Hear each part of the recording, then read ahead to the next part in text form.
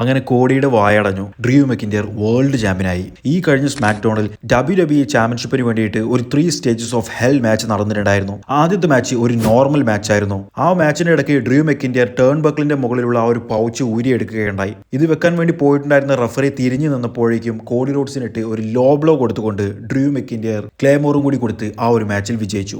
രണ്ടാമത്തെ match falls count anywhere match ആയിരുന്നു. പിന്നീട് ഫൈറ്റ് എല്ലാം തന്നെ ചെയ്ത് ഫാൻസിന്റെ അടുത്തേക്ക് പോയി അവിടെ ഒരു ടേബിളിന്റെ മുകളിൽ ഡ്രൂ മെക്കിന്റയറിനെ കിടത്തിക്കൊണ്ട് കോഡി റോഡ്സ് മുകളിൽ നിന്നും ഒരു ഒന്നൊന്നര സ്പ്ലാഷ് ചെയ്യുകയുണ്ടായി. ആ ഒരു മാച്ചിന്റെ ഏറ്റവും അവസാനം അനൗൺസ് ടേബിളിന്റെ മുകളിൽ നിന്നും ഒരു ക്രോസ് റോഡ്സ് ചെയ്തുകൊണ്ട് കോഡി തന്നെ വിജയിക്കുന്നതായിരുന്നു. അങ്ങനെ മൂന്നാമത്തെ സ്റ്റേജിലേക്ക് എത്തി. മൂന്നാമത്തെ സ്റ്റേജ് സ്റ്റീൽ കേജ് മാച്ച് ആയിരുന്നു.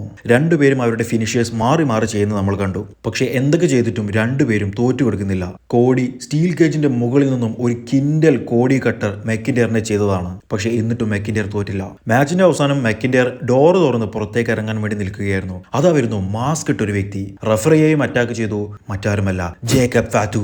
കുറച്ച് നാളുകൾക്ക് മുമ്പ് മെക്കിന്റയർ അറ്റാക്ക് ചെയ്തതിനെ തുടർന്ന് ഇഞ്ചുറി പറ്റി പോയിട്ടുണ്ടായിരുന്ന ജേക്കബ് ഫാറ്റു റിട്ടേൺ ചെയ്തിരിക്കുന്നു. ജേക്കബ് വന്നുകൊണ്ട് മെക്കിന്റയറിനെ അടിച്ചൊരു പരിവമാക്കി. എന്നാൽ തന്റെ മാച്ചിൽ വന്ന് ഇടയ്ക്ക് കയറിയത് കൊണ്ട് കോഡി റോഡ്സ് ജേക്കബ് ഫാറ്റുവിനെ തല്ലുകയുണ്ടായി. ആ ദേഷ്യത്തിന് ഫാറ്റു കോഡി റോഡ്സിനെ എടുത്ത് അറ്റാക്ക് ചെയ്തുകൊണ്ടിരിക്കുന്ന സമയത്ത് ഡ്രൂ മെക്കിന്റയർ ആ ഒരു സ്റ്റീൽ കേജിന്റെ പുറത്തേക്ക് ഇറങ്ങി പോവുകയുണ്ടായി. ന്യൂ WWE ചാമ്പ്യനായി മാറുകയുണ്ടായി. Drew McIntyre deserves this. എനിക്കും വളരെയധികം സന്തോഷമായി.